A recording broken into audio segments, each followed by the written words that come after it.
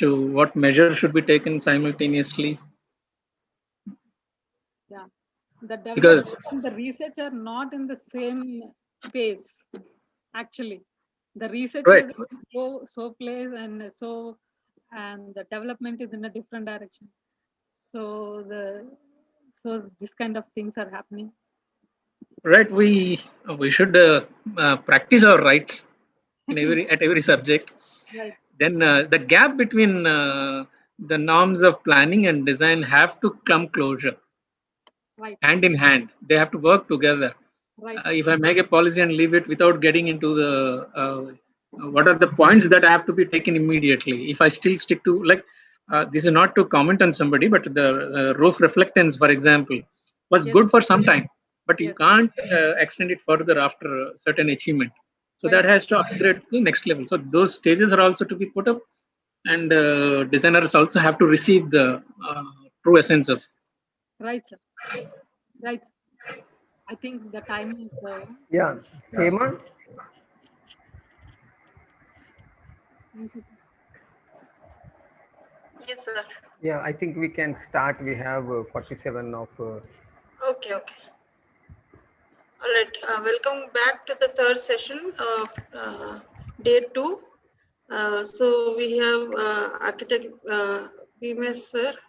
So he'll be talking about urban heat island effect reduction with examples from his own projects. So I'll give a brief introduction to the speaker today. I'm sorry.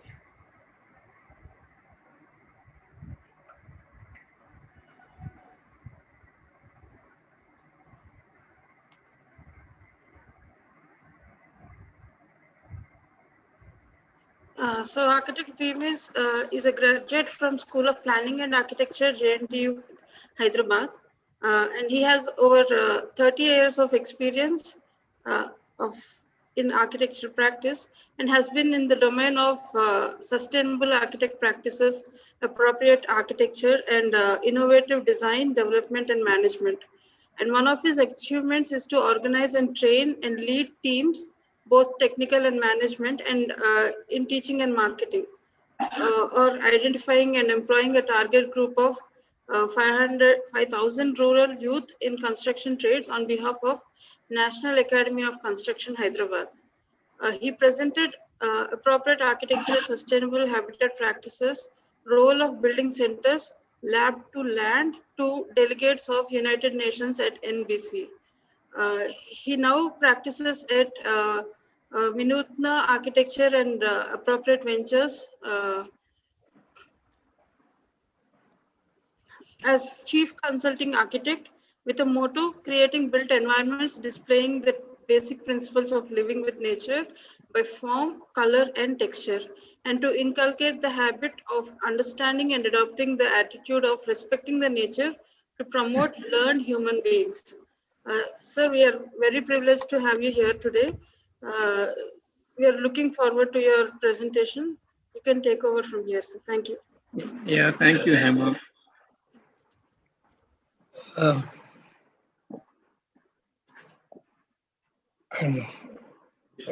the frame, right? Yeah. Yes. Yes.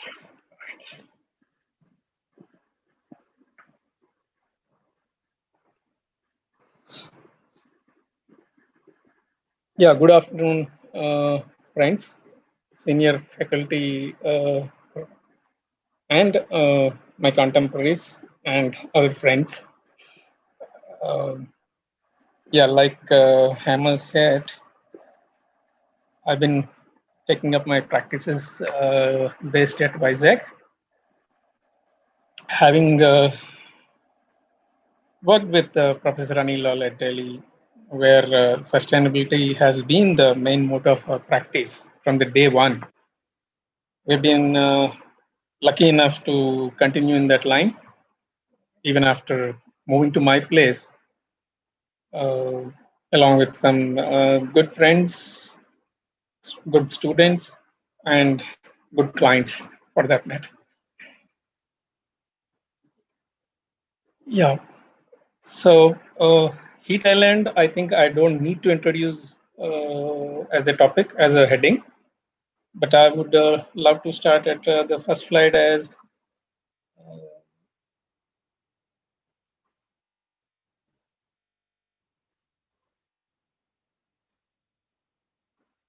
Hema, I should go for share screen and give the PPT on it. Yes, sir. Okay. You can share your screen.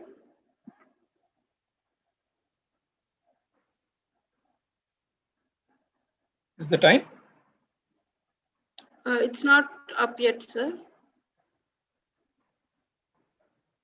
Should I go? Okay. Why? You should click on share screen and you have to select the window that has your presentation, sir.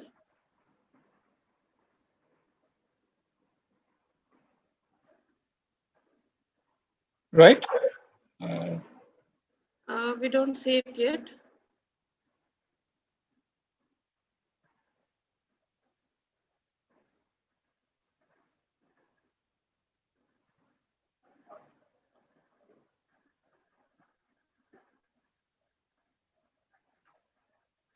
Yeah, sir, you should be sharing the presentation screen. Now we see the FDP screen.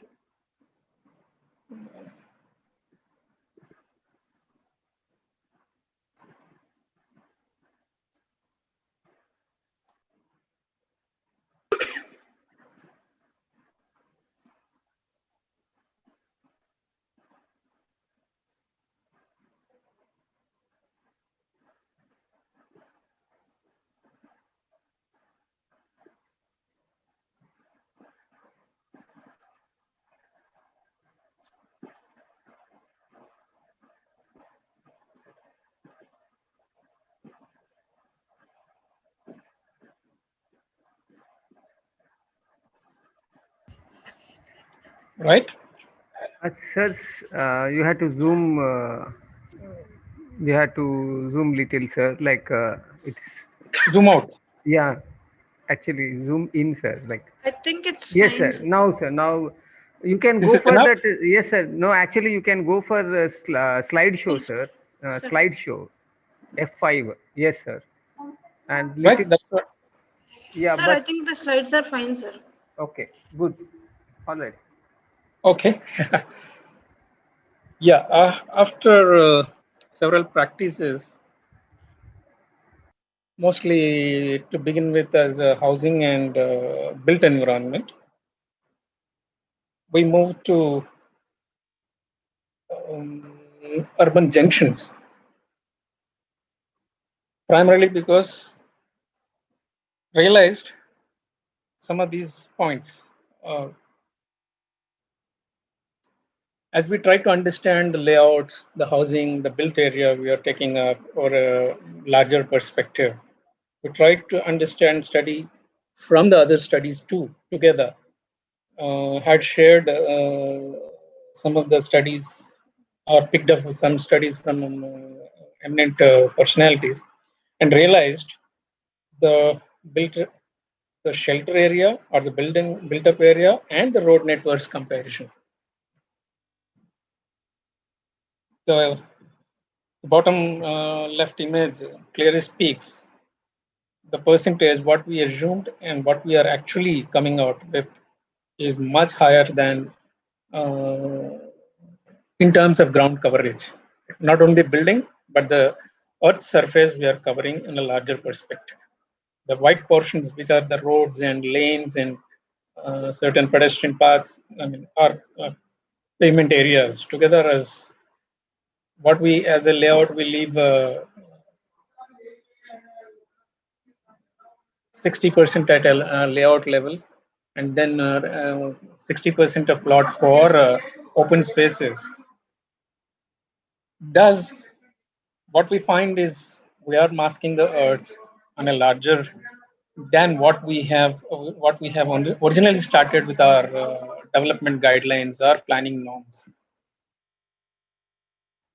which clearly speaks. Say, for example, the open spaces we are supposed to leave 10%. Apart from the 60% of the plot, that is 46%, but we are going beyond that uh,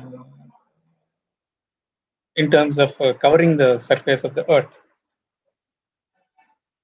Right. So we try to understand what is happening here, relating with a little bit of sciences, what we have studied in school, and try to apply it at a planning or the architectural perspective related with architecture.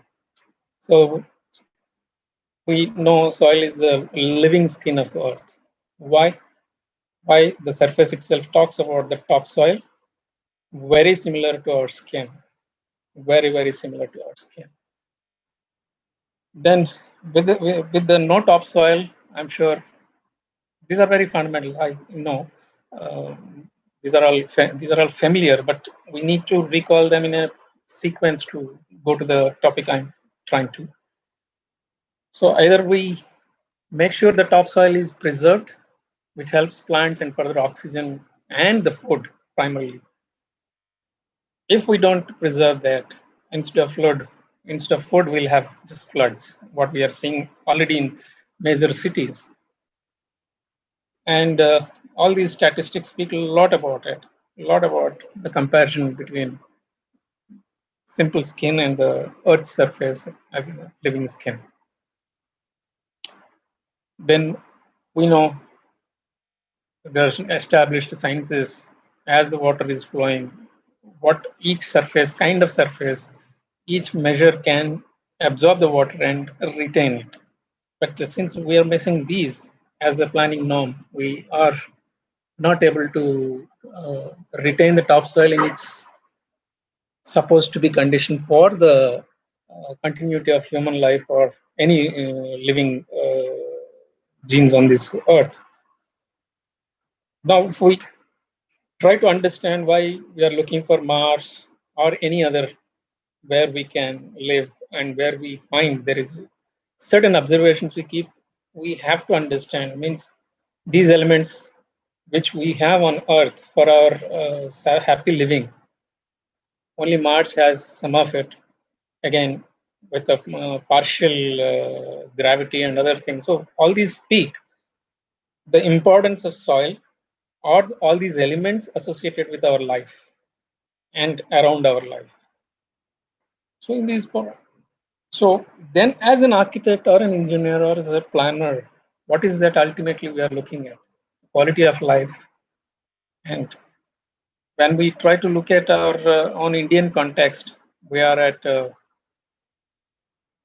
much lower standards related to health and very top, I mean, reaching the top portions in terms of pollution.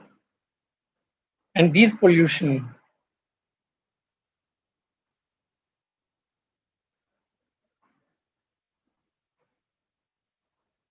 that's where we are. And the pollution norms or the emitters clearly speak the percentages, the 35% right from the transport itself, and then 58% the energy used for our transport, particularly cars, and because the numbers are going up because of either poor public transport system available for us. And when we talk about quality of life, what is the present situation with the road networks? Very sunny day or a rainy day, you hardly can stop anywhere. So where are the norms suitable for a quality of life or happy life for that matter, or a comfortable life for that matter? Either I'm at home or on the road. So these primary requirements, the shortage what we are observing, apart from these, is the potable water, hygiene food, public conveniences.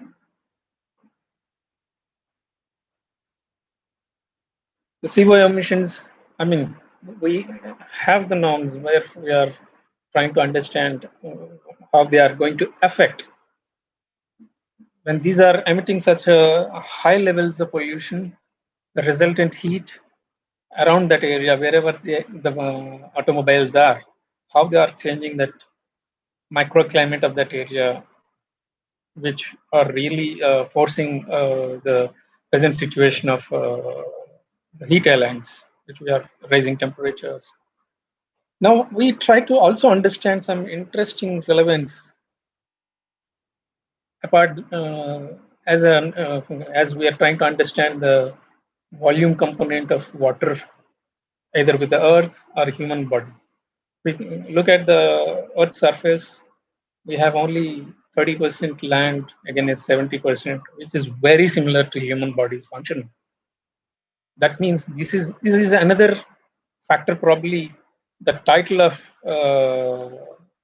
living skin for an earth surface is also given. So all these, how these matter means, ultimately it is the comfort level. Whether in all these planning exercises we are trying to achieve, some aspects of the densities can matter along with the kind of volume of the human body and the areas we are trying to provide. These are, I think, some of them are yet at a very, what do I say, preliminary level of understanding.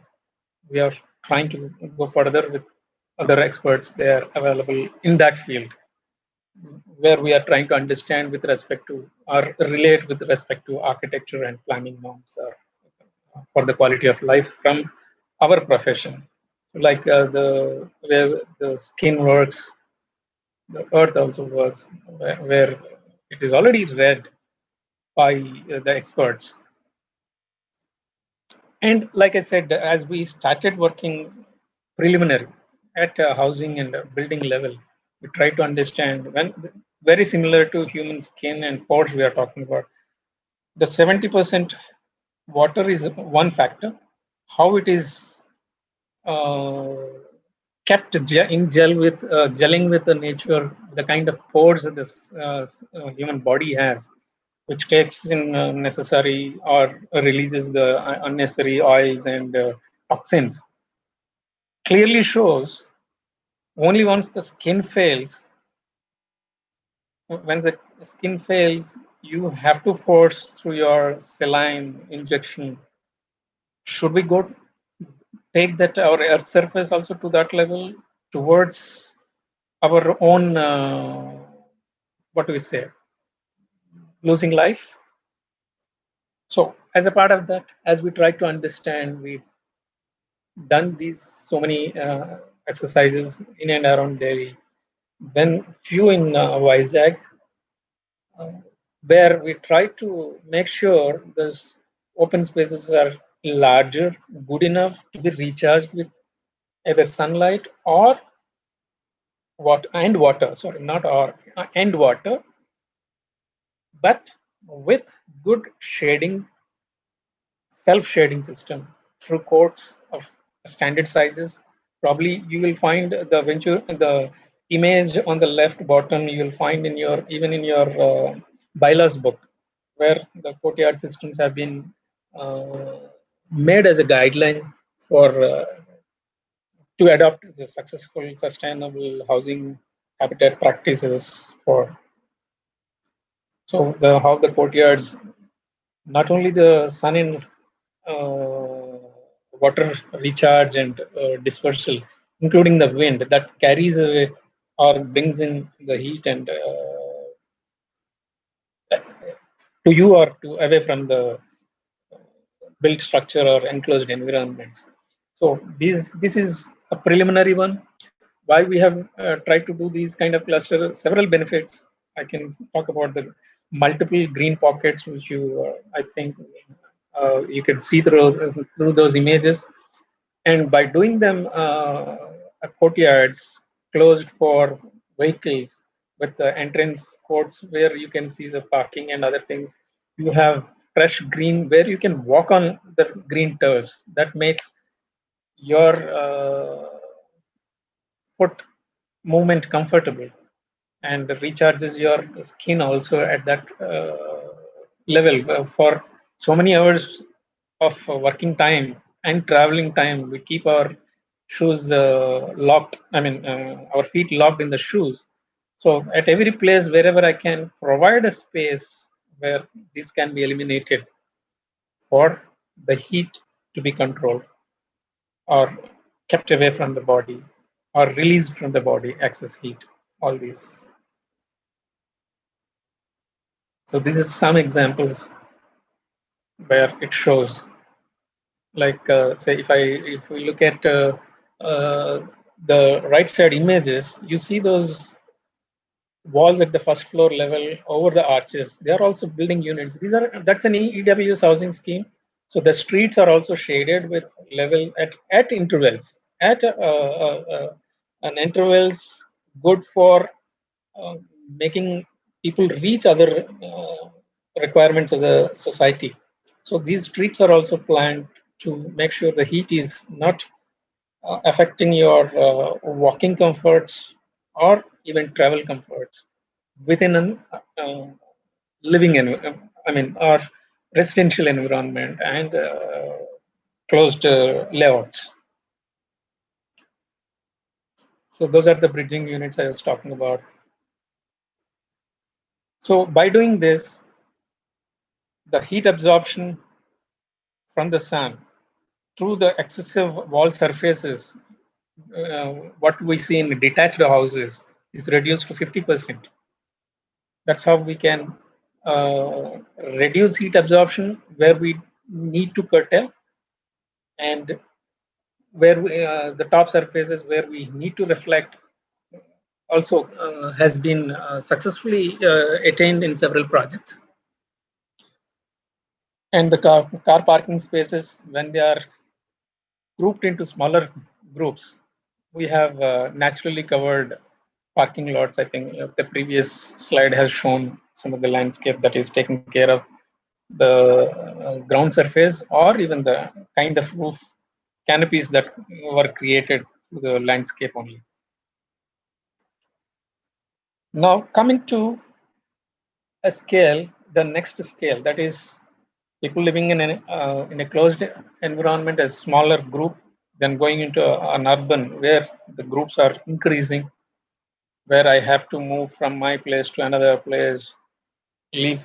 Thank God we have online facility now, but otherwise most of our travel in an Indian context is, I think we are traveling, let me recall the percentage, but yeah, if we then as we have been traveling, the vehicular pollution is clearly visible that 1/5 of the total pollution is from the transport itself.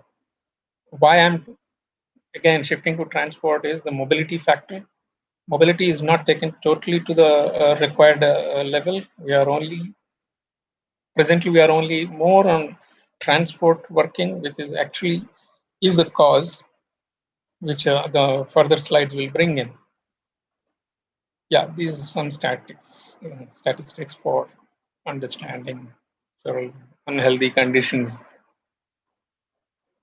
Right. So why we have so much of heat affecting us, particularly from the road network or the transport network, out of which the road network we possess in India is the second largest, where we have very low density with respect to, I think 84 uh, is much healthier, but I think we are way above. I mean, way far means we have very low density of vehicles internationally compared. Then, in spite of this healthy ranks, we are in 8th position when it comes to road accidents, and also the parallelly with in terms of uh, pollution and the heat element conservation. When we have a second largest road network and we have the people on the road directly, mostly whether it is forced due to the planning or design norms or the hurry for the delay of transport or congestion factors, we are forced to stand on the roads with kind of water accumulated. How healthy is it? How healthy is it? in spite of being such huge infrastructure. At the same time, these are all to get you closer to the impacts and the infrastructure we have, and we are not able to take the efficiency best out of it. Is not to just comment upon it. This is to derive where we are missing the points that, as a designer, as an architect and a planner, should be concentrating further. And the slide clearly shows 7% of the day is going for office commute only for the office commute. Leave about other shopping and other commutes. So out of, say, if I support more than 1.5 hour, about, if I convert that into, and now as I pick up from some interesting data from the studies of the road and the temperatures on the road, it is very interesting that the way to know that the extreme lane away from the center of the road is slightly cooler than the central lane, which is higher. Normally, we don't look at it. Of course, we don't get a chance to go to these because that's more of transport point. But the housing or the built environment around it, whichever we are, I mean, whether it is commercial or any land use, can really make a change on this, the kind of uh, geometry or the built forms we can really pick up, or we can practice and promote further.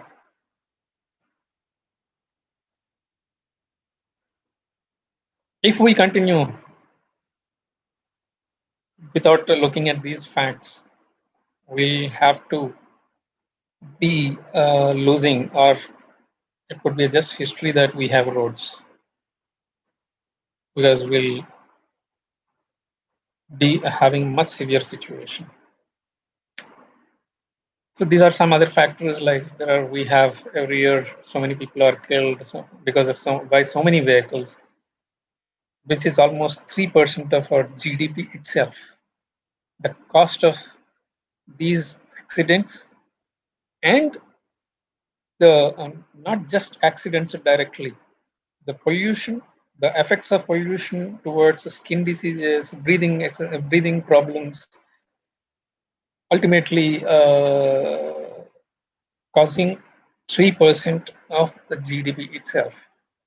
So, like put in there, road accidents are just, when I look at it in a larger perspective, it's only a dent for my car, but it doesn't let the economy digest anywhere.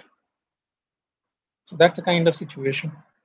The problems, yeah, accidents is one factor. The congestion delays. The congestion delays, and because of the congestion, we have the excessive pollution. How? We'll go further. And in the process, I'll come back to those pollution factor a little later. But this is how it is.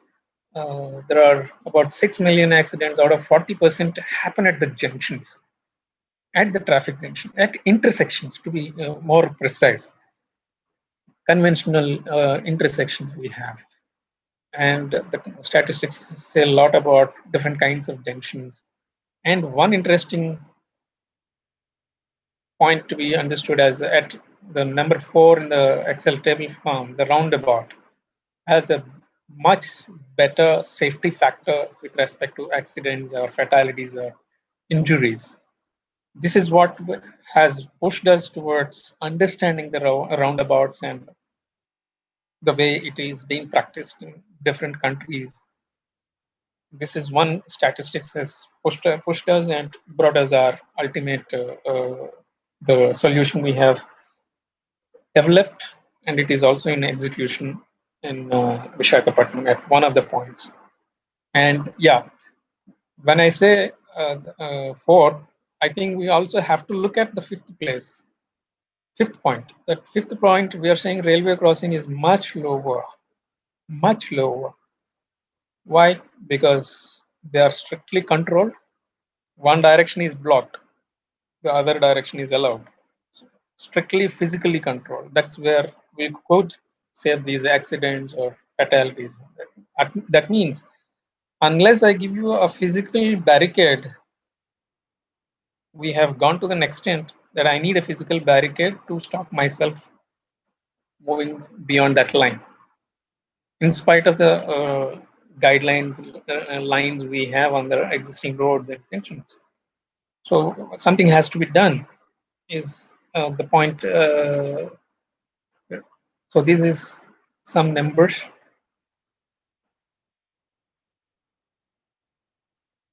So that's a point I was talking about, the 3%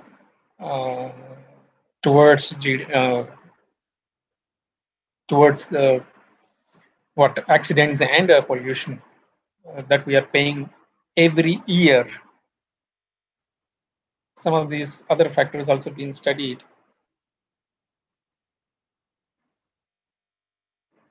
Now, we all know cities are for people, but like it says, the car has become the basic module for planning and mostly design or transport network. But what we need to look at, or what we would love to, is this. Then how to get those streets where we can really be human friendly, even car aside itself. So some of these present concepts or approaches we are looking at, moving around the city will not really give you that life. We still have to attain a system or the designs or guidelines where we still travel through the city, but still we have the streets for the people. Without that, I think none of the fundamental needs why we make cities or why we move to cities is not attained. In that process, what we have observed or been understood, have picked up from the studies, is what is happening is only transport. Say, for example, airport to busport, or busport to maybe your next level of next node or mode you have to reach. So transport is only concentrating on accessibility and connectivity, but not directly with the from portico to portico. They are not integrated. Not that they are not there, but they are not integrated. Each one working on its own independently.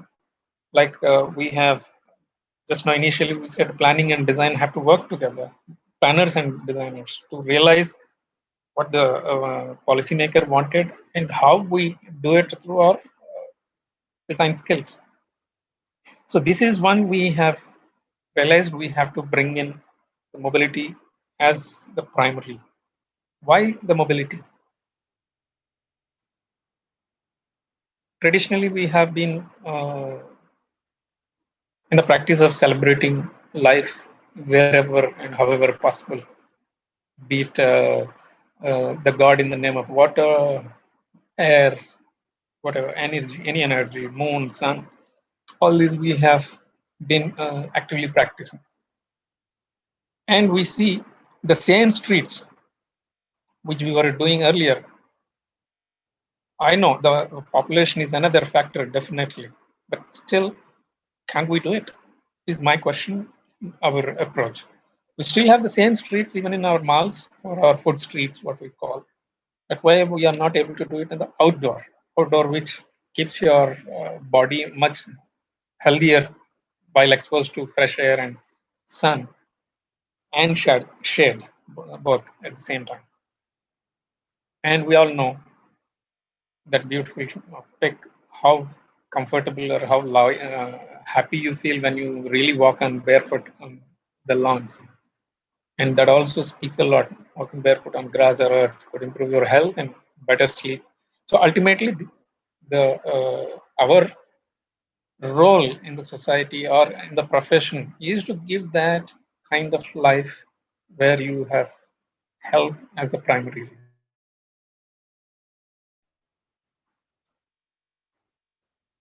So this is some interesting information about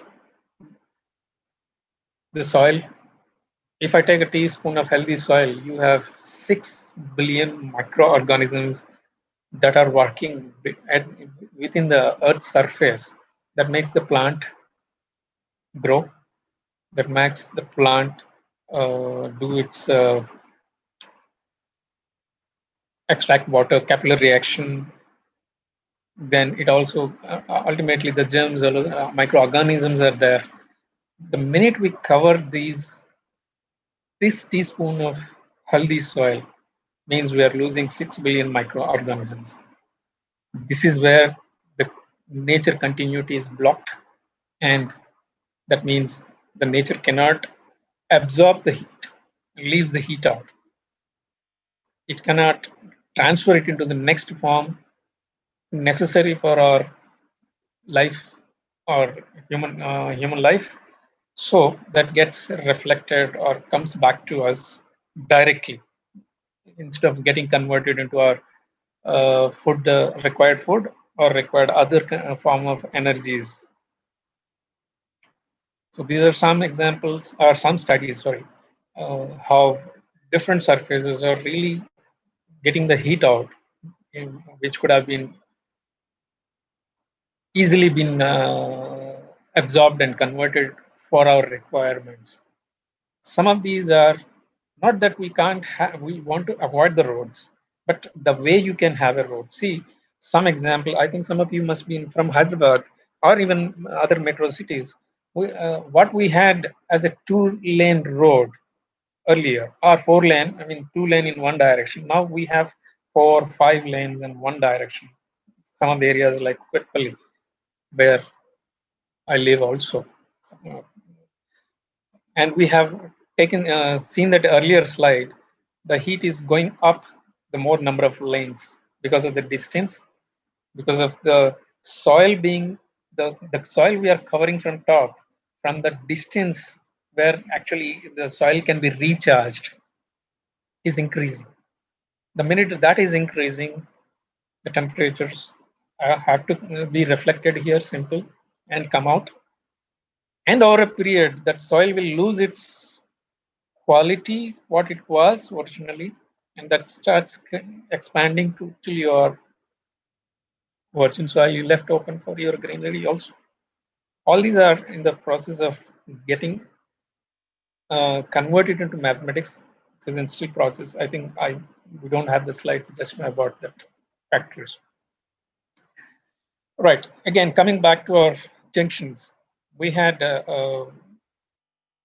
these standard phrases: by the corner, on the way, or just round the corner. Round the corner, we had always had the simple shopping traditionally, which had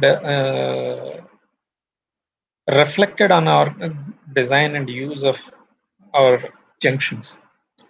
But with the introduction of car, all these have gone away in terms of creating economy, walk-ins, footfalls. We have taken all these away to a different place, increasing the distance.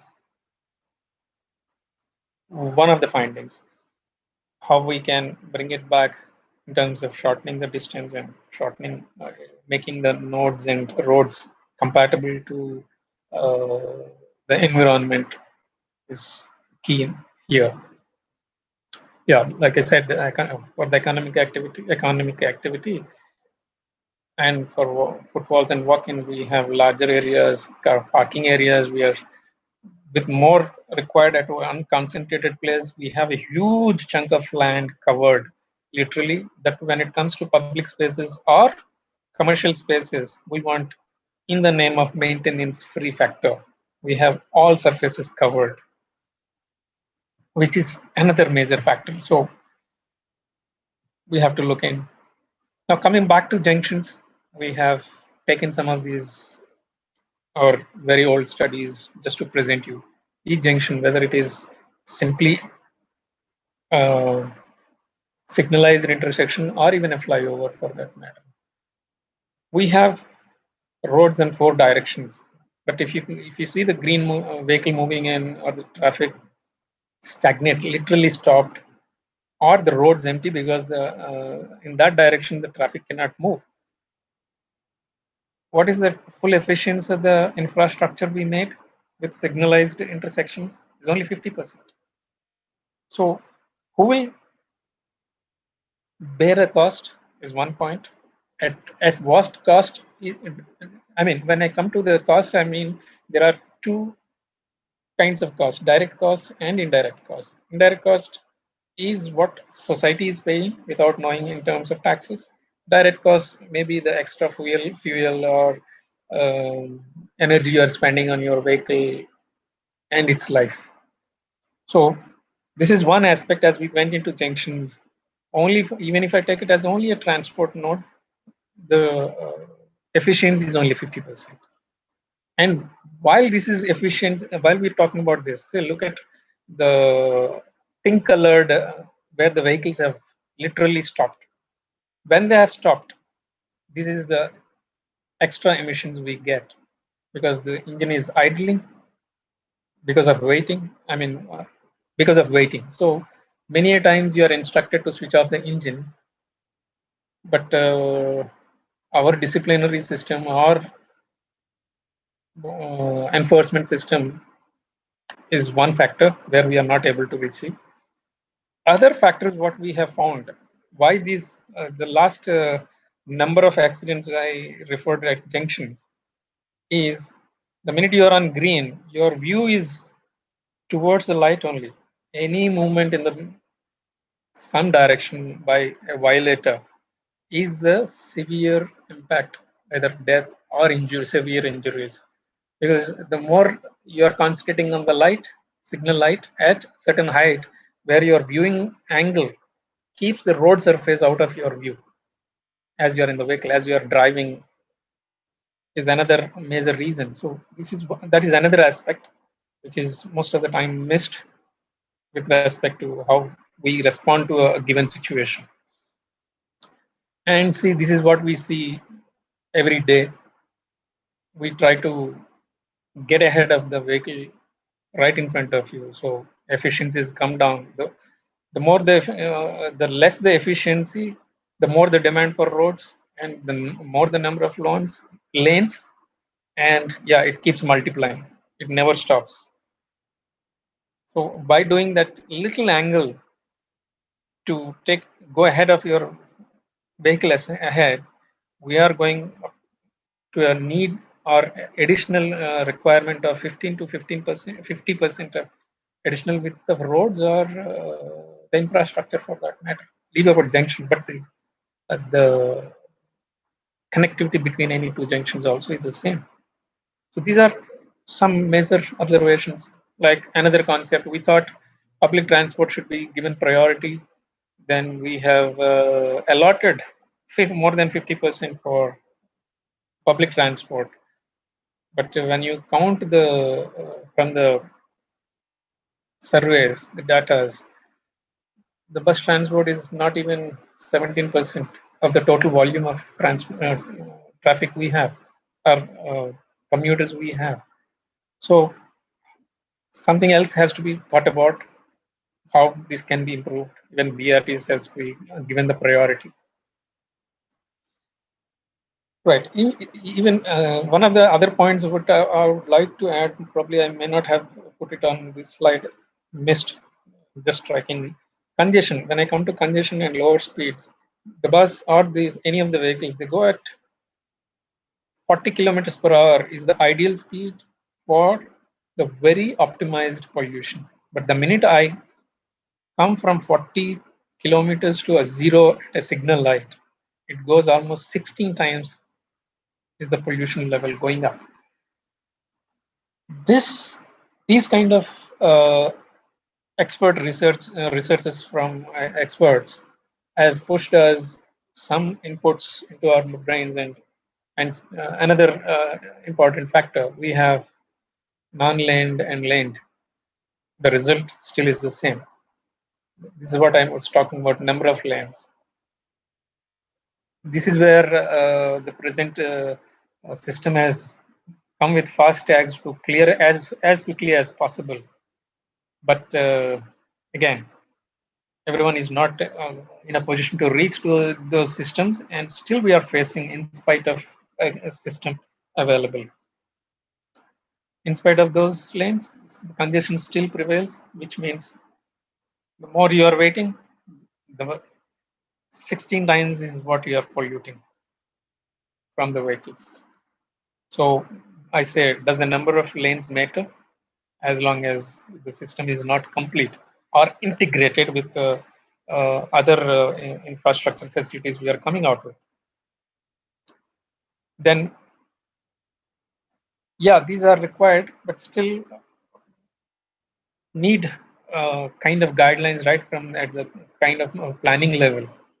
Underpopulated today, it is underpopulated, but once this 8-lane road or 10-lane road is active and there is movement, there is I mean unauthorized development along the road in terms of um, unregulated, I would say, partially unauthorized, partially unregulated, will lead into a kind of growth that does not suit the primary design functions of these kind of high lane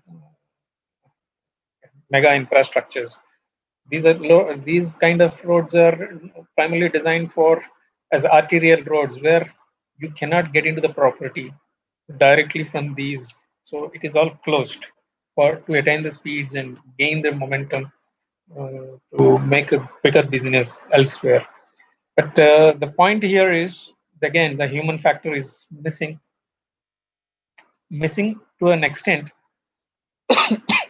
that it's very difficult to cross such. So provisions, if not made initially at a suitable distances, is highly costly for high indirect cost to us. Another factor, these kind of congestions is not a human is not able to move in spite of the vehicles are also almost at the halting at a situation of halt. So, and that heat emitted from these vehicles is directly hitting the pedestrians immediately. So how we are not able to reach the quality of life. So some of our design present norms and approaches are also with very high flyovers, keeping pedestrian at second phase and second priority. That means I have to find a 6-meter high foot overbridge or at least 4-meter subway to cross the road. Or these are situations where I have to pay about 100 rupees or just to cross the road. It is not the 100 rupees we are talking about from the direct cost, but the indirect costs, because you are forced to have more number of vehicles coming to meet your needs. So unless we work a system or develop a system where we can achieve walkable distances in a larger perspective, we still have to, yeah, we may have to replace walking with totally vehicular, where I don't know, the indirect costs have to will be going up much higher than what we are facing too. So another interesting factor which we have, like just now we said, it's not too many cars, probably it is too many roads. What we have been talking in the last few slides about the kind of heat that is reflected or emitted with the pollution with more number of lanes is, so we have to come with a system is was our target. So imagine I was trying to, I mean, most of these we need to understand because with respect to directly human body, I don't know, um, give some interesting clues. If 7.5 to 8.5 meter intestines can be accommodated in 0.2 cubic meters of our 6 foot tall bodies on an average, not on an average, on a standard human body, why can't we do? attempt something on those lines that will put us to a sustainable environment around us. Yeah, these are some of the emission levels which most of us familiar, and emissions from petrol and by kind of fuel we are using. So the more we shift to the other fuels, the better. The footprints from different modes of traffic, or sorry, different modes of transport. This is the recent one we must be familiar. Now coming back to the junction, very interesting studies speak about if I'm waiting 5 to 10 minutes, if one vehicle is waiting for 5 to 10 minutes for idling at any junction or on the road, even for waiting for somebody to pick up your some product from your shop,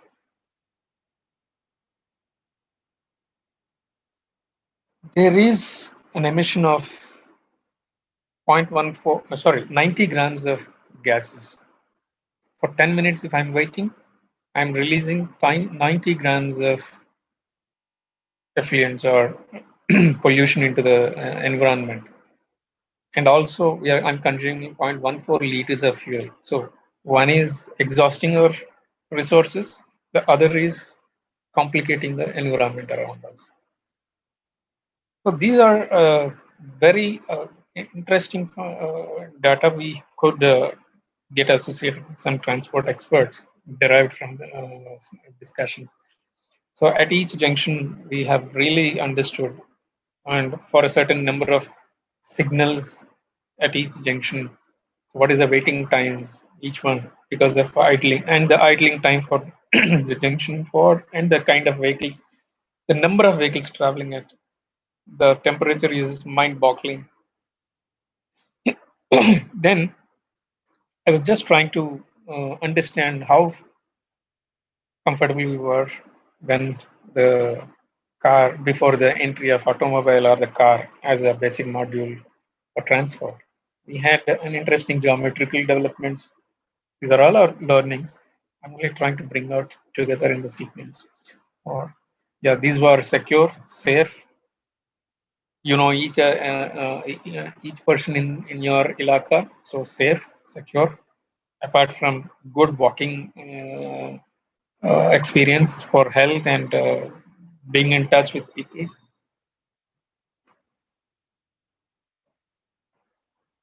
So these are several aspects that we could bring out when what is happening and how it is connected with our day-to-day life at a social level, society level, individual level, and particularly at a junction. Now this is the junction shot by a drone. The first point as I enter into Vizag. So first point, why I picked up first point here is this is the one in execution. So I'm talking about that only. Otherwise, our attempt was to make sure these kind of junctions can be rectified through the concept we developed. And we would love to have a seamless traffic in the city to begin with in Vizag. If we can achieve, nothing like we can save those beautiful lives getting affected by the heat and the pollution with skin diseases and respiratory problems. That is, like I said, we discussed the 3% of the GDP.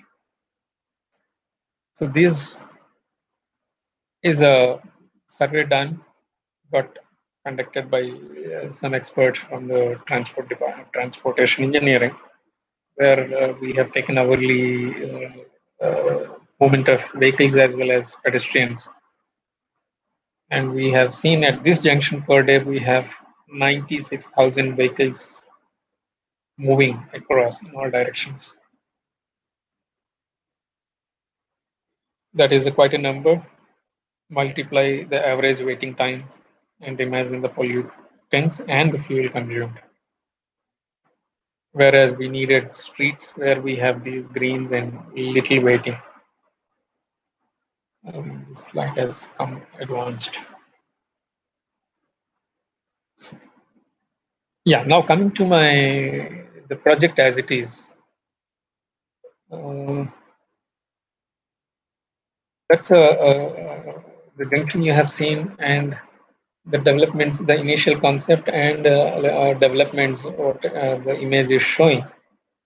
What you see is at the junction. When I wait, the problems shortlisted through these slides which I've talked about are the minute I can avoid waiting. First point.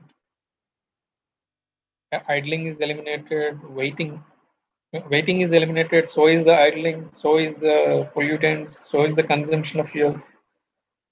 And the minute a signal is removed, like most of the roundabouts, in city also in Vizag as well as Hyderabad, we have nice roundabouts where we have eye contact with other vehicles and we move much safer than your intersection.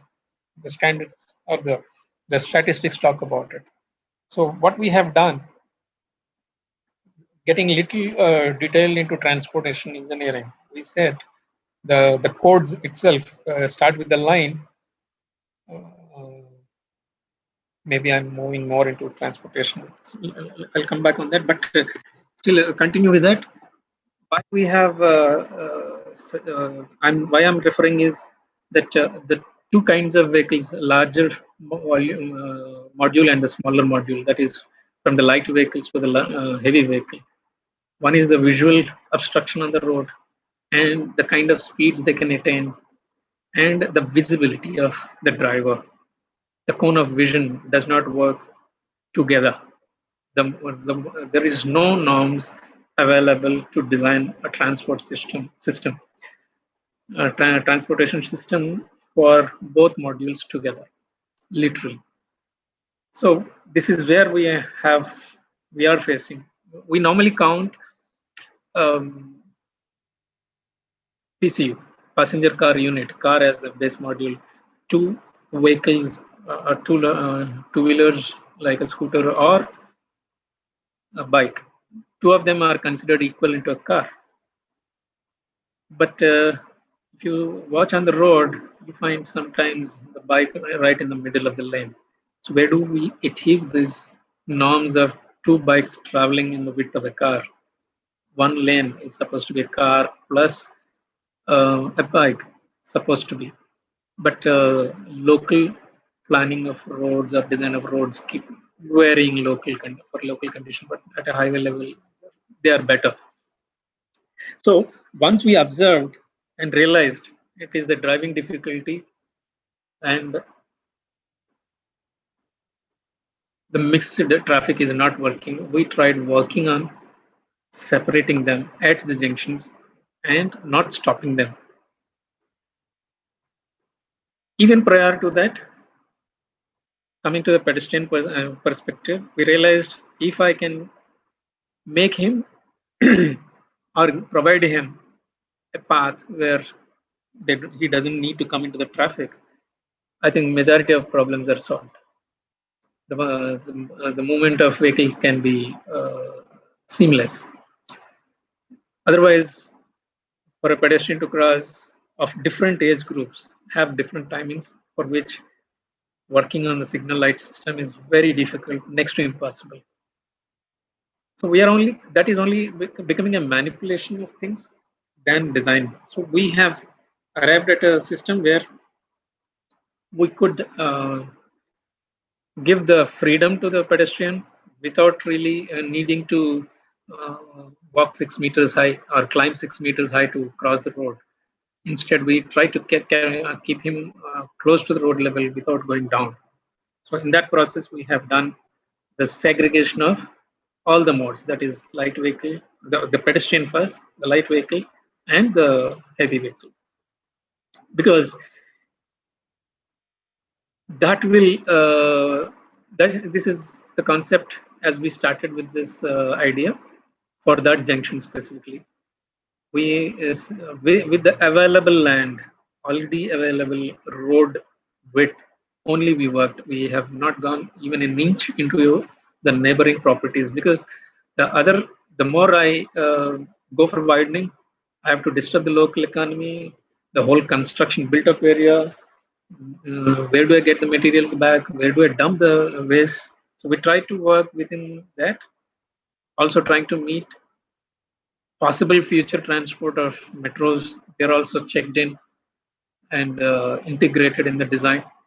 And then also the primary point being the pedestrian to be connected to all the modes conveniently with very reasonable distances of walking. So this is one of the and you see at the scheme level, I have a nice green instead of these tiny dividers or narrow dividers, which of course we try to uh, have slightly wider ones. But the center island, that which can really absorb or take away a lot of hot air or the emittents from these different vehicles, apart from these dividers. So when I talk about earth surface, the island, vegetation, the topsoil, as well as the water component. So water component, in most of the times, what we are saying is drainage, means drain away the water.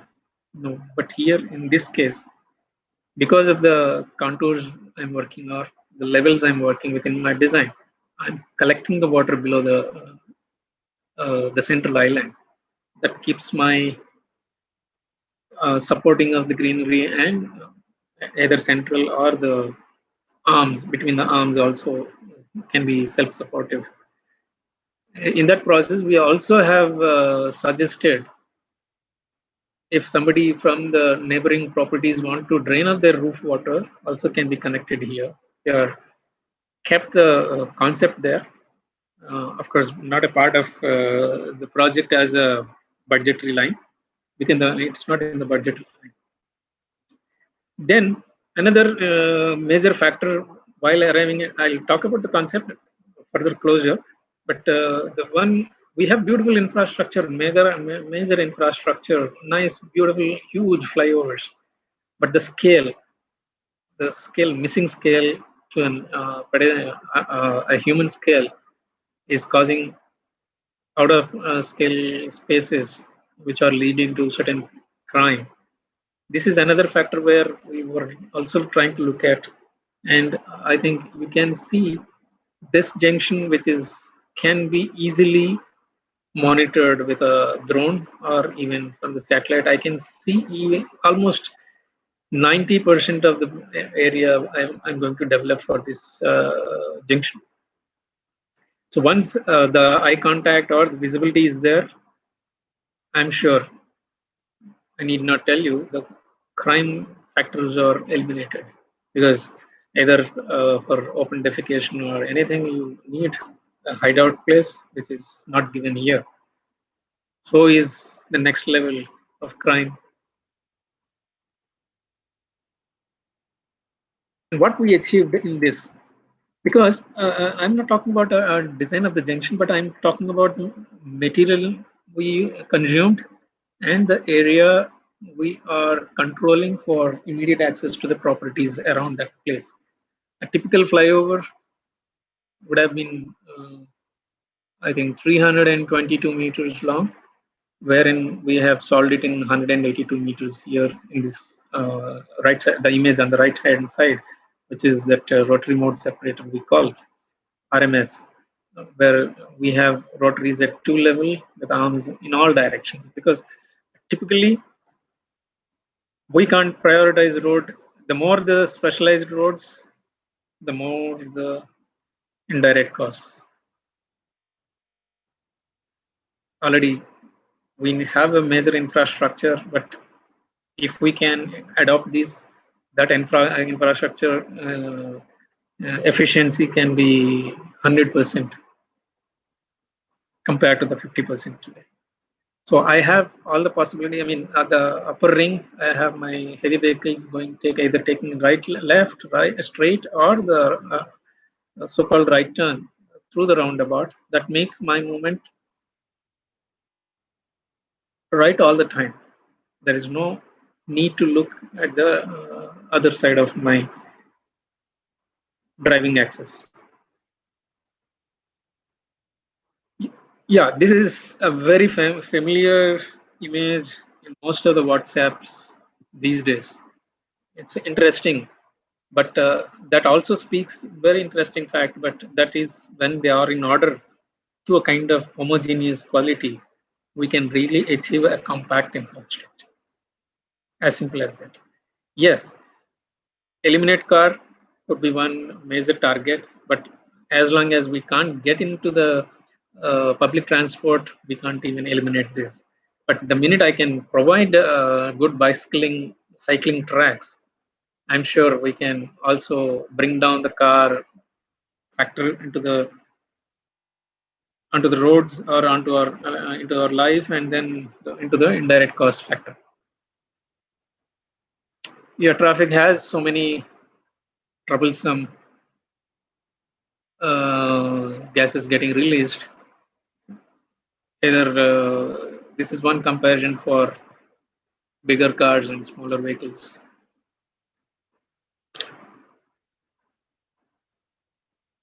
The percentages of emissions or the percentage of people dead by different modes. Yeah, this is a direct statistics. We don't know what happened after the reaching hospital.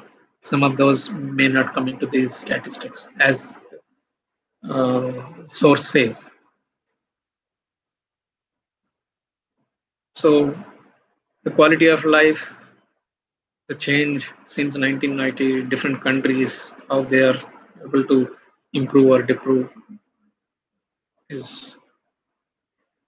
So if we can make the road as only a change of, which is a primarily change of surface, but for non-erodibility, we also have to make sure it gels with the surrounding soil as well.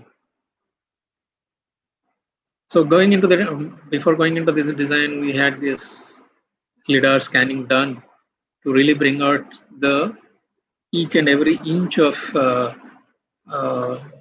developed hard surfaces in that area, and bring out the facts of the heat absorbers or heat emitters in terms of the surface we are going to provide. We have already provided for that. And it's the same junction as a 2D plan, showing trying to connect with our past. All our, like I said, we said Angans had a temple where we keep gathering. We used to, the former generation used to temple or a church or a mosque, any religious, to make sure people, the community is harmonious. Today it's the same. Still, all the junctions have. So we can really work the kind of output we need. We can still make workable. And yeah, this is the. Sorry. Sorry. No problem, sir. Sir, it was someone unmuted on unmute. Okay. Please carry. Okay. So Hema, you can mute everyone, Hema. Sir, please carry on, sir. So this is the existing situation where we have gradation of yellow and blue and some light gray in the middle. The yellow has been so far under the roads and bus shelters with blacktops and concrete. Today with our design, all that yellow shaded areas and little gray after that towards the building, which I think we could not pick up for some reason in the drawing, are now purely permeable interlocking surfaces where we have pure pedestrian plazas with nice softscape together. So that way we could make the design compact, wherein suddenly we have at the junction 12 lanes, that is 6 lanes on the left, 6 lanes. I mean, at the roundabout, any of the wing of the roundabout has 6 lanes, that is 3 lanes at top and 3 lanes at the bottom. So geometrically, we could bring so many lanes at the junction, and even for the next 30 years, at the junction, vehicles can go at 35 to 40 kilometer speed through eye contact and visual angles. I think I have in the further slides. And the blue portion is semi-shaded, or rather shaded directly or partially, where we have partial parking and other needs of disaster management installments like firefighter or even the ambulance or the patrol van are accommodated within that area. No vehicle goes that way. And it is all soft-scaped, partially paved and soft-scaped. Where once I could reduce this much of blacktop, I think I have achieved enough porous surface if for recharging, whether with sun and rainwater. And all this water which is trying to be overflowing in these areas go to the central island, which makes a nice huge storage. Half of that central ellipse is a water storage tank, yet to commence at site, but it is already there. So slightly enhanced together probably. So as simple as that, all that red lines show a heavy vehicle going at the top, which this image clearly shows. And the sunken road goes for sunken rotary for the light vehicles. And you can see the central green, which is almost 1800 square yards, where people are going to cross from one corner to the other corner in any direction they want. We have softscape with little what I would say pawn shops in the middle, where you can have little pawn shop or routine or let's say kiosks in the middle, where I can have a little coffee and tea, and maybe I can allow smoking with a kind of control. We could get it. And the image below, what you see raised, you see a railway coach that we are trying to convert as a reuse system. That railway coach is going to be a bus shelter, where it's nicely shaded, comfortable, with a light and fan, probably air conditioning, where I have nice seats, supported by Wi-Fi, supported by magazines, reading, and other things. So this is one factor as a designer. And the other factor is because heavy vehicles are at an upper level. All the city buses or district services are going to travel at the upper level. The person getting down at that level can climb down the steps or the escalator, which may come in the coming days, which is only 1 floor high, not more than that. Right. That once I get down, I have my pickup point for a two-wheeler or a cab or my own car being picked up by my cousins or wife or husband. So that way we have really integrated them so that my moving distances, unnecessary travel is curtailed. And what you see in gray where people are standing is the area I gained only for pedestrianized. Softscape, of course, landscape is not into the view yet. I mean, landscape design has not come in, detailing is not coming. That's the spaces I'm talking about, the pedestrian plazas around that main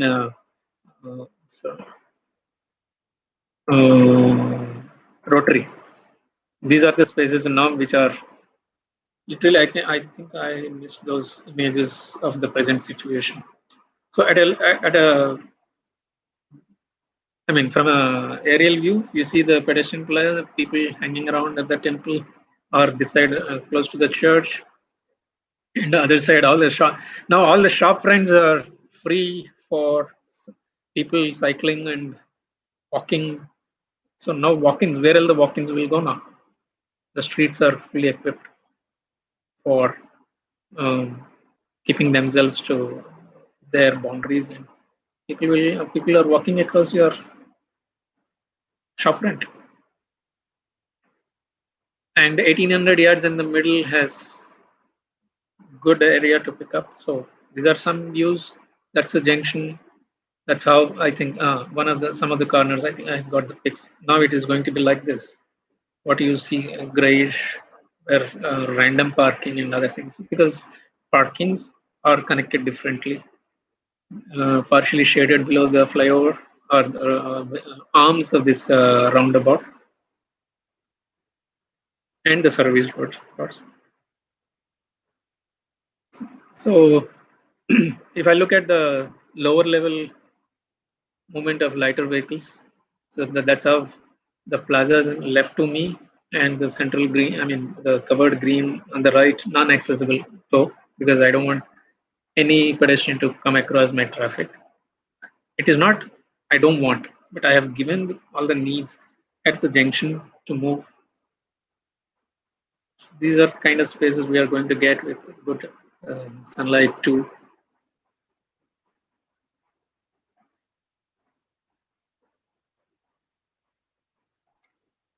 So sustainability, like we said, unless we integrate all this, I think achieving it is not possible. So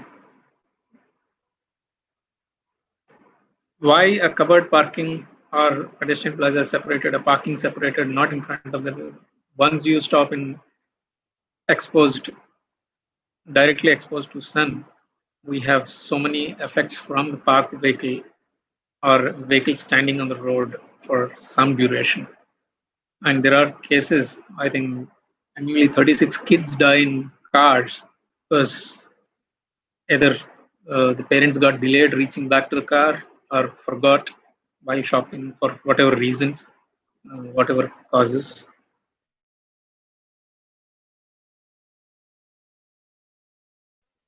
It's very bad to, yeah, with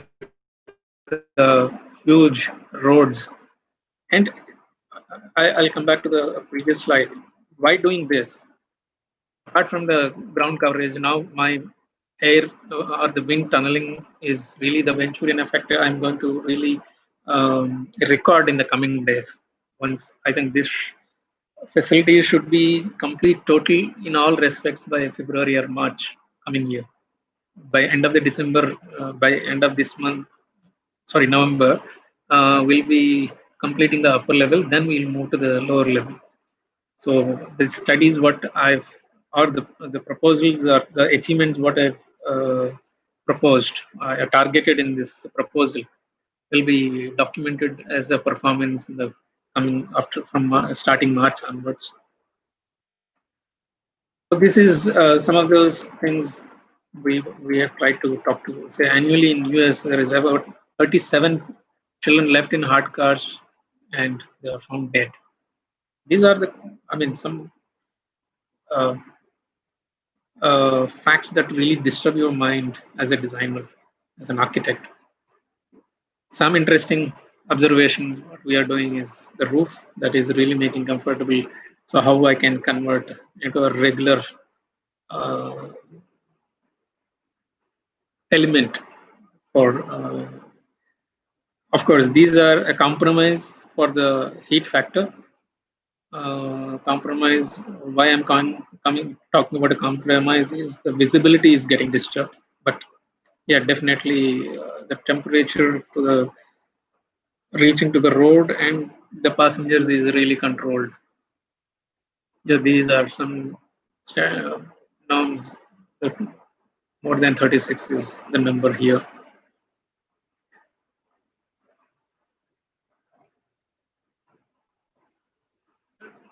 Then the rain occurs. I think these. I think this slide came much later. Yeah, this is what we are. I was telling you the collections from the buildings and from the road. If I can really use for my design, that's how we have come with a central tank where we are going to gather all this water, surface water from the road immediate to my project, including the buildings. We have kept a provision. only matter of piping, which is beyond the project cost, which next teams or the next phase can accommodate. So thus now we understand the nature. I guess I missed some of the slides here. Mm, Earth's revolutions are cycles within the environment. If we can close our eyes and hear them, I think we can really make these kind of things work. To otherwise, can we find an instrument tomorrow to impregnate water into the surface to make a living of ours exist? Can we? Even if we can, at what cost?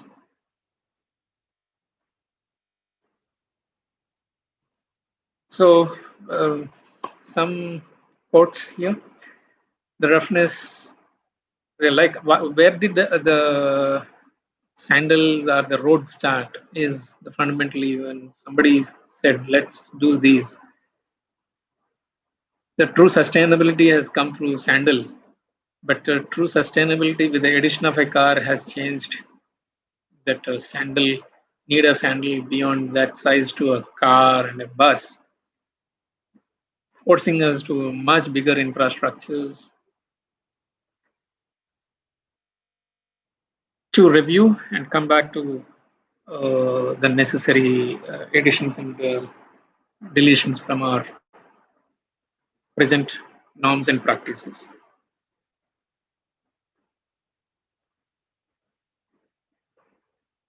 So ultimately, sustainability has to be an integrated solution that makes optimum resources. Like I think one of the slide I was talking to you, the flyover that the length I was comparing about 300 and odd meters in one direction, and what we have done in 182 meters in both in two directions together. We have optimized the material there itself, the kind of construction and the surfaces to be built. So if we can really bring in all the factors together, yes, we can see much more delightful solutions with can make us live comfortably and a better quality of life. I think that's where my coverage stops. Neil? Yes, sir. Yes, sir. Yes, sir. Yeah. Thank you so much for a very detailed presentation, sir.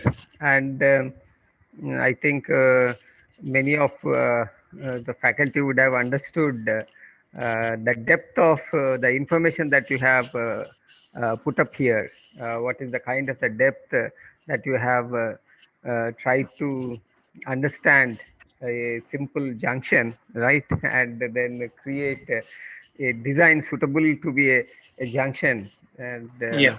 the uh, the way an architect actually sees any problem, architectural problem or any problem, that you made the difference. So that is what we could understand with the presentation that you have done. All right. So Thank you so much. Yeah. yeah, thank you so much, sir. Any questions?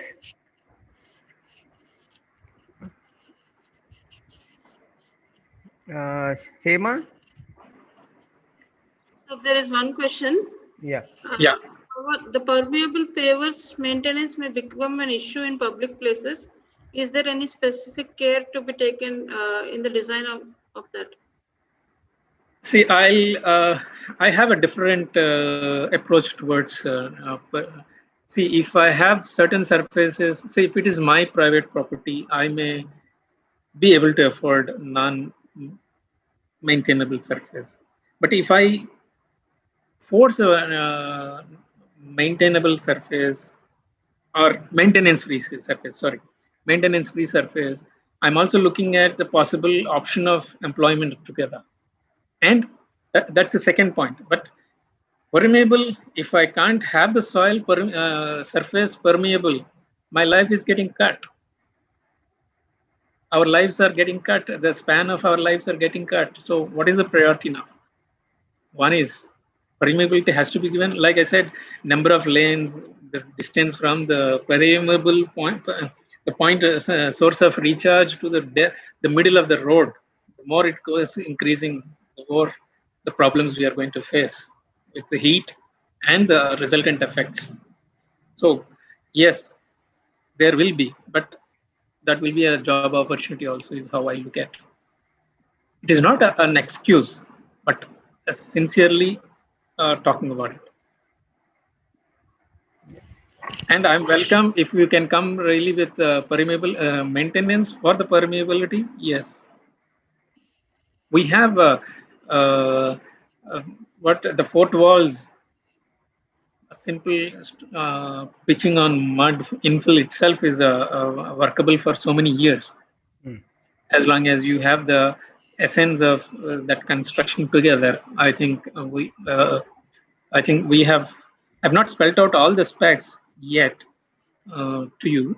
How I'm going to deal with the outdoor permeable surface, but at the outset, we said the more I work on non-permeable surface, the more surfaces I have to bring which need more consumption of energy, which is indirect cost to us. Which we are. This is where I was referring direct and indirect costs. Today, non-maintenance free is a direct cost, but the indirect cost when I'm doing it is much higher than my direct cost. Yeah. So maintaining permeable surfaces itself is an opportunity, and the indirect costs are essentially Eliminated. eliminated. So that is one. That is what is a better solution that we should. Yeah, I recommend. I would say. Yes. I would say a good solution. I recommend. Yes, sir. Yes, sir. Yeah. Until I mean, to my knowledge, let me Yes. say, let me put it that way. There could be different other approaches. True, sir. True.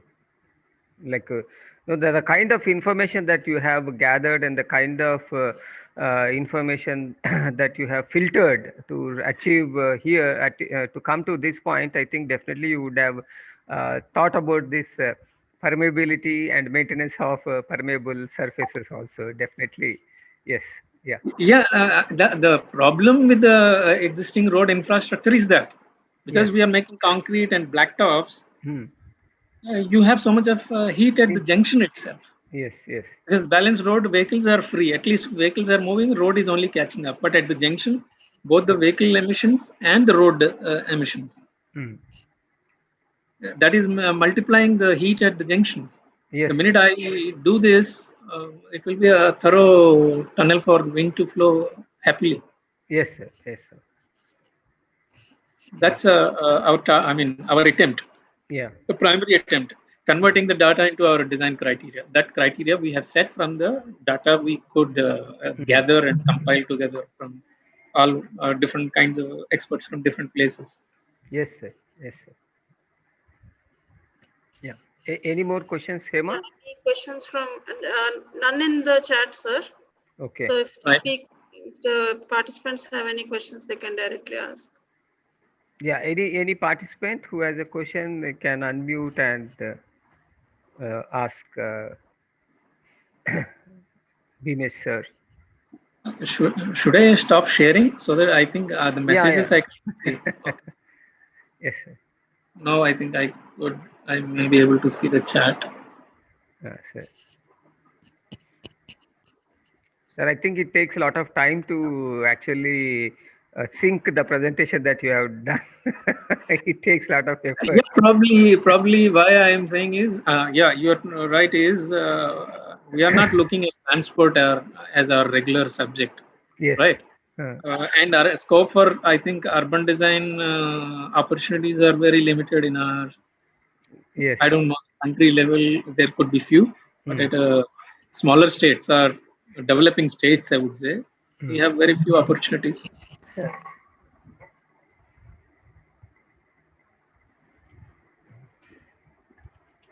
Yeah. Any more questions?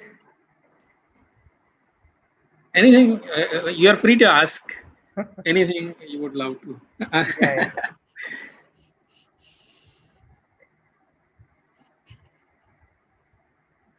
Okay. That railway coach is another additional attempt after the designs were considered. Sorry, yeah, please. Good afternoon, sir. Bimish, sir. Praveen here. Praveen. Oh, you are there. Okay, Yes, Praveen, sir. tell me.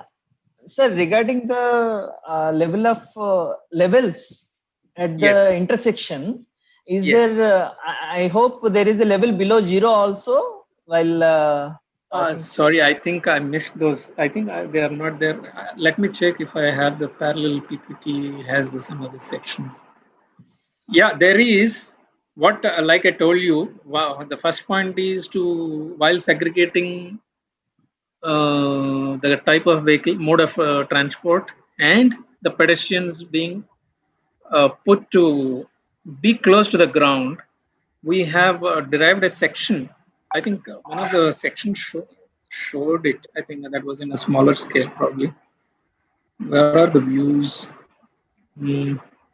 Yeah, the light vehicle rotary which you have seen in the middle is sunken from the road by about 1.5 meter, where that makes my pedestrian movement from the pedestrian up to the junction, up to the edge of the elevated rotary, below the elevated rotary, is at the same road ground level existing in that area. At that rotary where he has to cross to that other side, he will climb around 14 or 15 risers.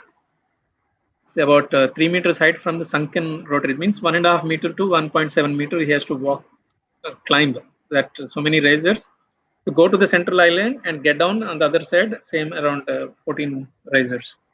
So that's about 6 to 7 feet I have to climb from the regular road level. Okay, sir. Sir, And yeah, in please. Delhi, when I was working, there were so many flyovers and underpass. So one famous flyover is Mulchan flyover, where Yes. there is an underpass also. Kind of that was added sub-zero later. level. That was added later. Like we have one in Vizag for the RTC complex. We have the subway. You're talking about the vehicular one or the vehicular one, sir. Vehicular one. Yeah. Yes. So there, what I have observed is at times of severe rainfall, there is a choke of water, and it leads to the traffic. This thing. Congestion. So right. I have one question. So if the level is 1.5 meters per se below the road level, has the stormwater drainage is well taken care, because the levels of connection to the city infrastructure. I got you. Yeah. I got you. I mean, in this particular case, you know, the Vizag terrain is a hilly terrain, nice undulating surfaces. We have a level at, I mean, 4 meters below the existing road level, at a distance towards the railway track, right? Okay. We have the railway track with the Yes, ROBs where we enter. So that is about 4 meters below the existing road level. Oh, okay. Okay. So I have enough length to, or enough means of cross section available to really offload the water that I'm trying to accumulate at the sunken level. Understood, sir. Yeah. That is an advantage. Yeah. Because the road is 1.5 meters below the main existing ground level, and obviously the storage tank is another 1 meter below it. From there, another 1 meter I have to drain down when there is excess collection. Excess, yeah. Understood, sir. Yeah. And yeah, very extreme conditions, I have to block the underpass. I mean, if I have 30 centimeters of rain, I have to close it. Maybe I have to check that point yet. 32 centimeters, I have not checked yet in my calculations. The rainfall experience in Hyderabad, I'm talking about. Sir, here one more point just struck my mind. Please. There was one innovation regarding the permeable concrete for the roads. Right. There was some research going on, and some have succeeded. Probably that kind of intervention may further reduce the water stagnation, probably. Definitely, it has to. We have to be in a position to reach it. No, receive the technology, the expertise, then the cost. And yeah, Yeah, probably we are maybe in open the for it. future We if are it not is, denying. yeah, We are yeah. not denying it. But again, see, even if we consider the present housing for a weaker section, also we are building everything in concrete.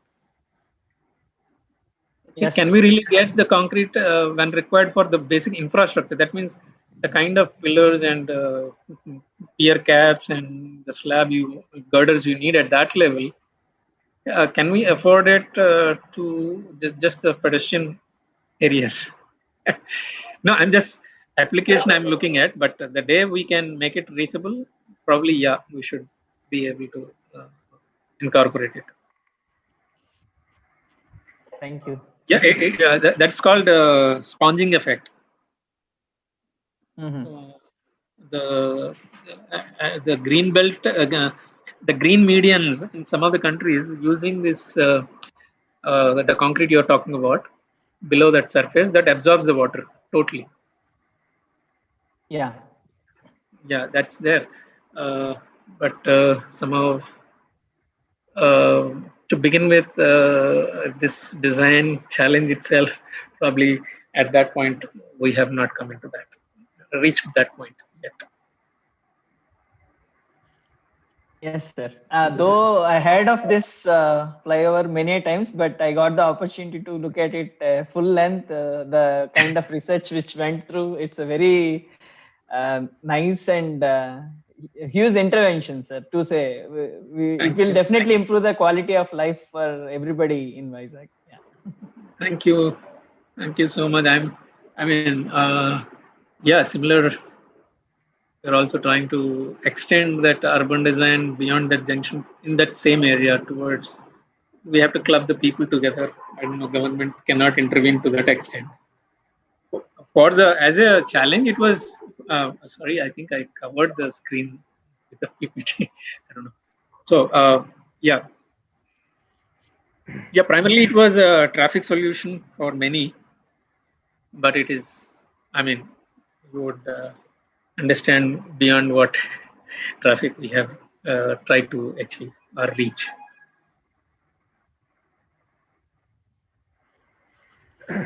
Okay. Any more questions? Uh, yeah, that was a detailed question because Praveen is from Visakhapatnam. So, Sir. Yeah, Sir, good he evening, sir. understands the context. Hello. yeah. Hello. Yeah. Yeah, sir, this is Vamsi, sir. Sir, good evening. This is Mohan Vamsi, sir. Okay. Vamsi, long time. Long time, sir. Good evening, Yes, sir. I can see your pic. I think somewhere recent alumni related. But anyway, voice is yeah. Please. No, sir. Now I've been observing the construction of that bridge because Right. I live close by. Yes. On Sujata Nagar. near NAD only. Right. Yeah. So one thing that I'm skeptical about Yes. the technology that is being used for the construction. Right. We saw the bridge, the Durgama Bridge here in Vijayawada, which is one of the recent technologies and technological advanced that has been used there. Yeah. Why that kind of technology is not being adapted while constructing this particular bridge? Because when I see the clear height under the underpass, Yeah. I still face that maybe if the car no the BOD is not enough or so something like that. How is this going to be Yeah. You are asking about the car height. You're referring the height at NAD. Yes, correct, sir. Under In the bridge. comparison with the height at Vijayawada Bridge, right?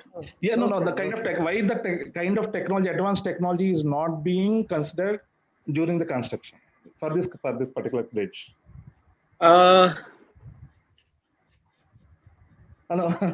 First of all, I wanted to be an architect for the urban design aspect, right? Okay. Yeah. Then technology intervention.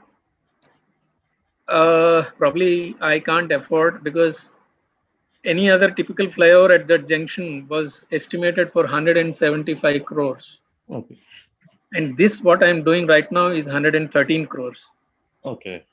Solving two directions, I mean, in all the four directions, including a bridge at the rail over bridge, because the light vehicles will continue till the end.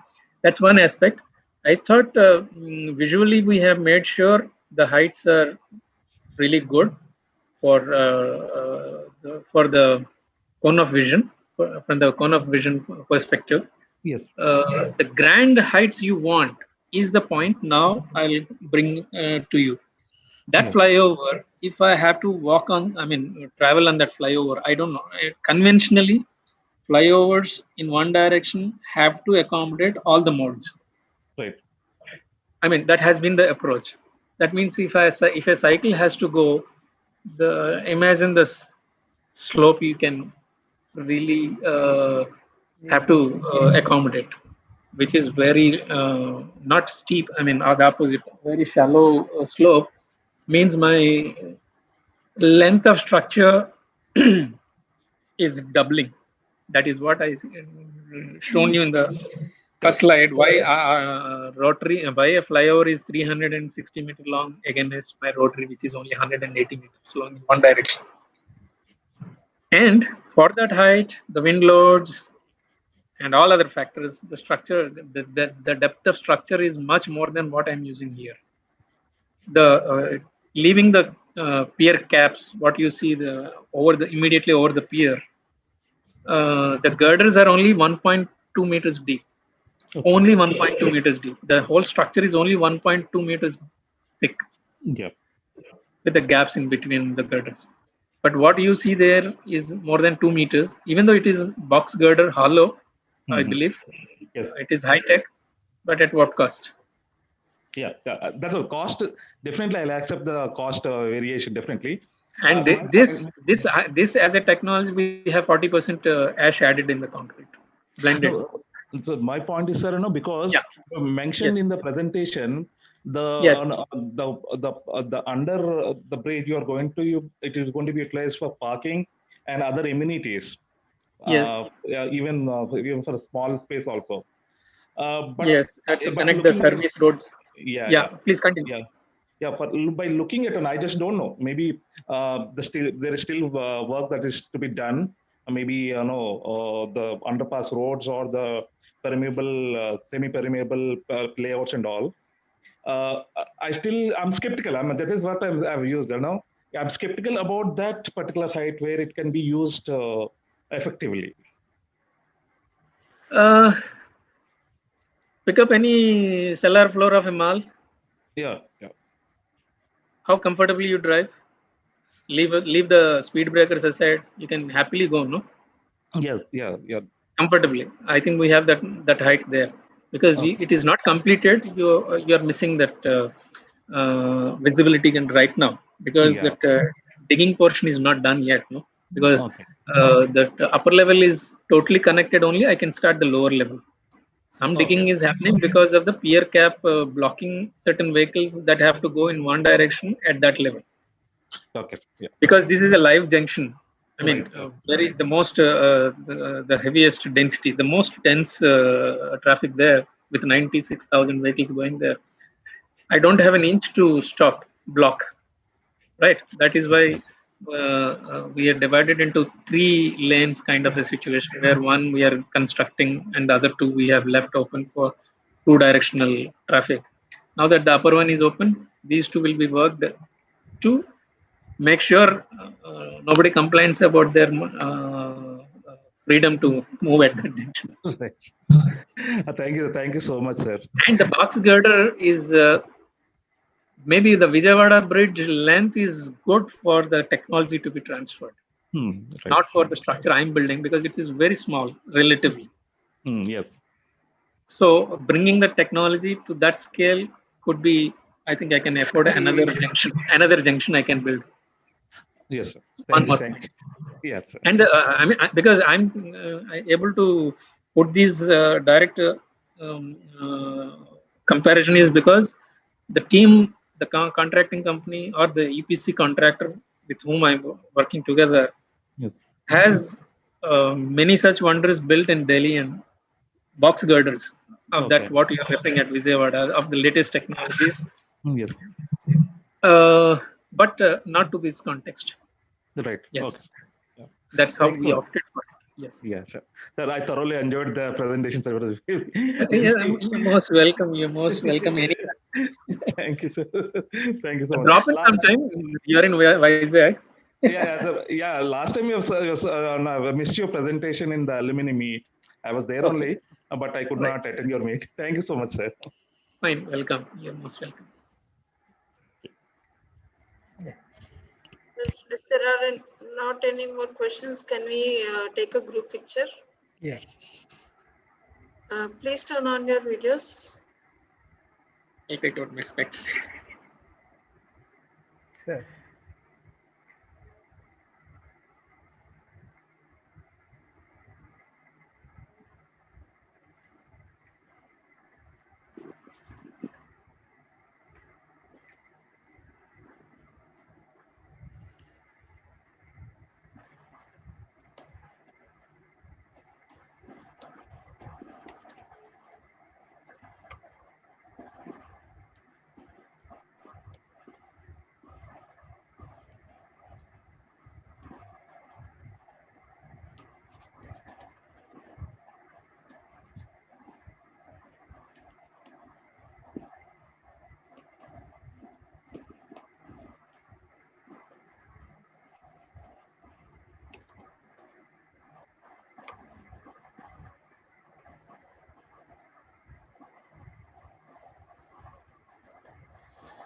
Okay, I think we're done.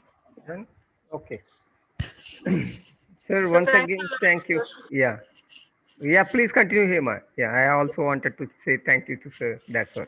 Yeah, thanks a lot for your time, sir. I know you must be very busy, Yeah. but thanks for making time for us and delivering this presentation. It was very insightful presentation. Thank you so much. Thank you Thank so you. much. It's Yeah. my privilege. Yeah. Right. Thank you, sir. Right. Bye. Bye, sir. Sir, the participants, we have another session at 7:30. It's a special session that we have at 7:30 today. Like I said earlier, it was scheduled at a time because the speaker is from US. Okay, please make time to attend that session, and you can attend it from the same link. Please be on time because the time is short. It will be a shorter presentation. Everything will close in 1 hour. Keeping in mind. Hema, I think you can give a brief introduction to the speaker right now so that it makes the talk more interesting. People will understand why it is important. Okay. Yeah. Sure. So the topic is robotics in architecture. The presenter is the author of one of the books on robotics in architecture. He's Dr. Mahesh Das. He's the president and ACSA distinguished professor from Boston Architectural College from US. So there's a lot to talk about him. So if I say that he is the author of the book, I'm sure that that's enough interest for you guys to please join the session. Right. Please Sure. join and. He was my contemporary. He was my name. Yeah. Yes, sir. Yes, sir. He's 3 years after me, I guess. 2 or Yes, sir. 3 He's years. junior to you Yeah. in your bachelor. And he was in my next room. Awesome. Adjacent room. Okay, sir. All right, sir. So the YouTube link also will be shared to you. So anyone who wants to share the link with your friends, you can do the same for the session. Thank you. The attendance list it's there already in the chat box. So I am going to paste it once again. Okay, thank you everyone. We'll meet in the night session at 7:30. Yeah. Bye. Thank you, sir. Yeah. Bye. Bye, sir. Bye. Thank you, sir.